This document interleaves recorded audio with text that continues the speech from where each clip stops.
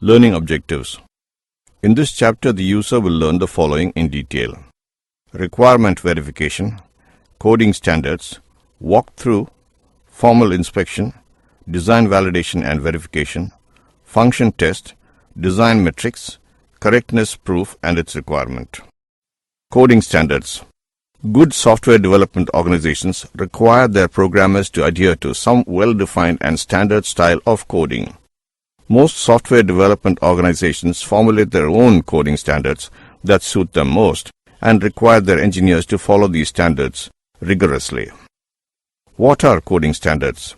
Coding standards are guidelines for code style and documentation. The dream is that any developer familiar with the guidelines can work on any code that follow them. Standards range from a simple series of statements to involved documents. Examples of coding standards.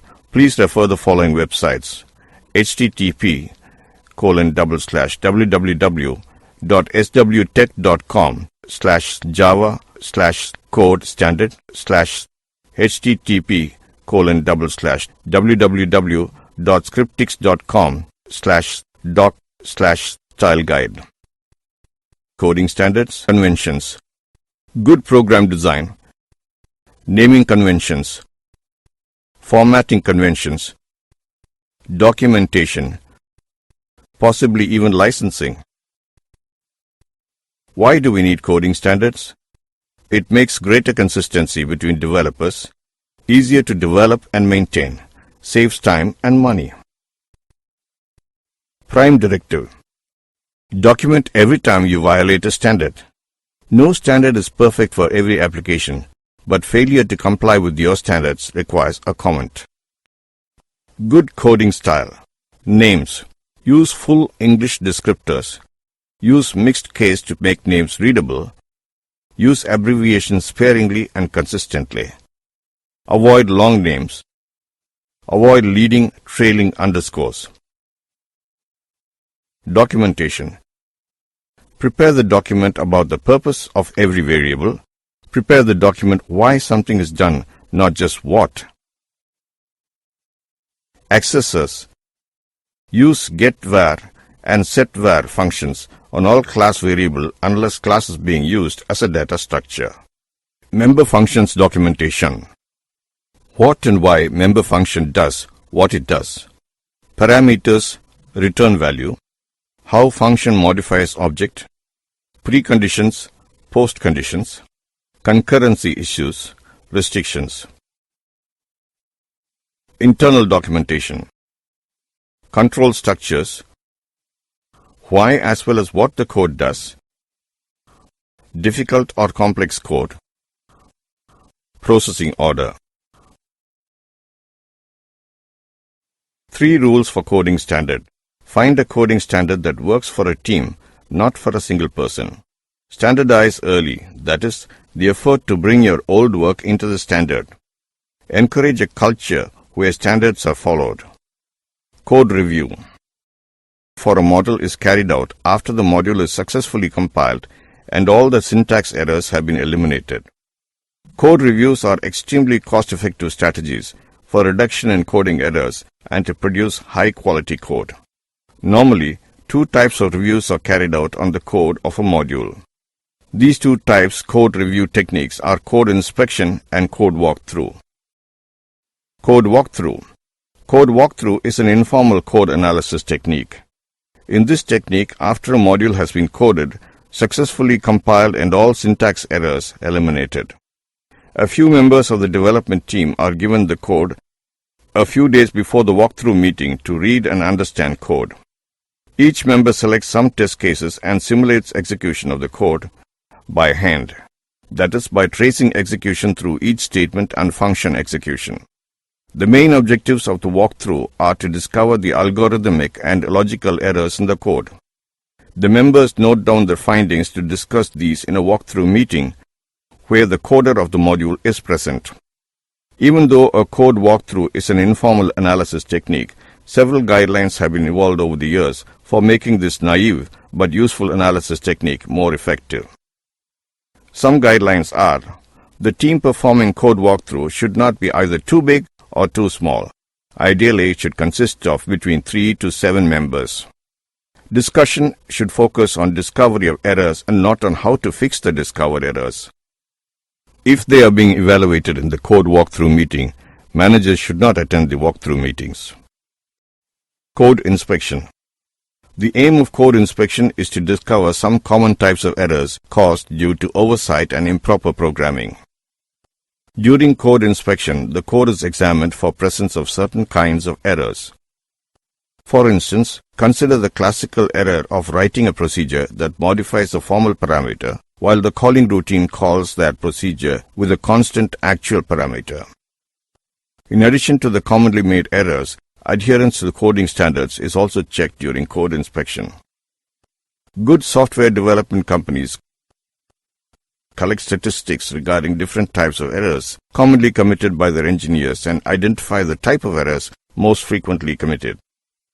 Such a list of commonly committed errors can be used during code inspection to look out for possible errors.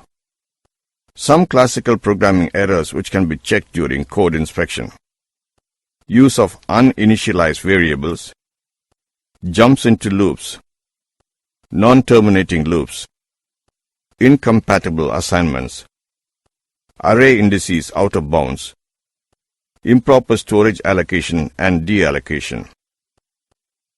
Mismatches between actual and formal parameter in procedure calls, use of incorrect logical operators or incorrect precedence among operators, improper modification of loop variables, comparison of equally floating point variables, etc. Correctness proof and its requirement. What is formal verification proof correctness? A proof of correctness is a mathematical proof that a computer program, when executed, yields correct results, that is, results fulfilling specific requirements. Before proving a program correct, the theorem to be proved must, of course, be formulated. Hypothesis. Hypothesis of such a correctness theorem is typically a condition that the relevant program variables must satisfy immediately before the program is executed. This condition is called the precondition. Thesis. The thesis of the correctness theorem is typically a condition that the relevant program variables must satisfy immediately after execution of the program. This latter condition is called the post condition. Correctness theorem can be stated as: V is true before execution of the program, S is the condition, P will be true after execution of S, where V is a precondition and P is postcondition. Notation. Such a correctness theorem is usually written as VSP, where VS and P have been explained above. Any externally observable aspect of the program's execution may be covered by the precondition and postcondition. Design metrics. Design metrics are useful in measuring the complexity and goodness of a design. A large number of metrics have been proposed for object-oriented designs. Some of these have been validated experimentally, others are mere proposals or have received little or no validation. Assumption. The effort in developing a class is determined by the number of methods. Hence, the overall complexity of a class can be measured as a function of the complexity of its methods. Proposal. Weighted methods per class, WMC. Let class C have methods M1, M2, Mn. Let Ci denote the complexity of method Mi. How to measure WMC?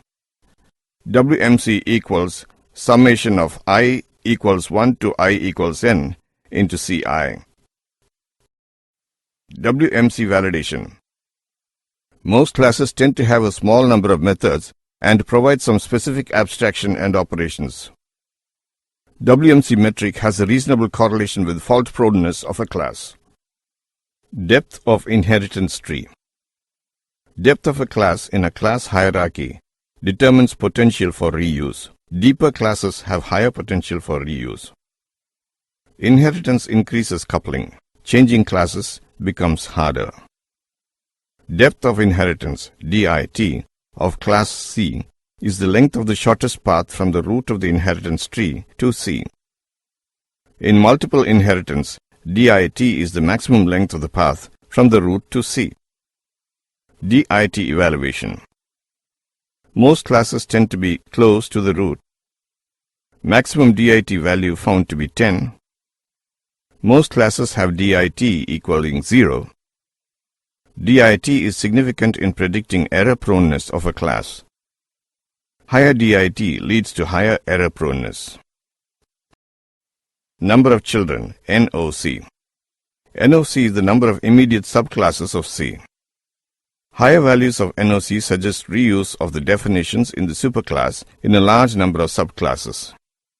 Higher NOC suggests the extent of influence of a class on other elements of a design. Higher influence demands higher quality of that class. Validation of NOC. Classes generally have a small NOC value. Vast majority have NOC equaling 0. Larger NOC value is associated with lower probability of detecting faults in that class. Coupling between classes, CBC. Class C1 is coupled to class C2 if at least one method of C1 uses a method or an instance variable of C2. Coupling is usually easy to identify, though often pointers may make it difficult. CBC of C equals total number of other classes to which C is coupled. Validation of CBC. Most classes are self-contained and have CBC equaling 0. Interface classes tend to have higher CBC values. CBC is significant in predicting fault proneness of classes. Response for a class, R of C. Response set of class C is the total number of methods that can be invoked when the message is sent to an object of C. R of C of class C is the cardinality of the response set of C. Note that even when CBC equals 1, R of C may be high. This indicates that the volume of interaction is high. Validation of R of C. Most classes tend to invoke a small number of methods, low R of C values. Classes for interface objects tend to have larger R of C values. R of C is very significant in predicting the fault proneness of a class. Design validation and verification. Design validation. The process of ensuring that the final product conforms to user needs and requirements.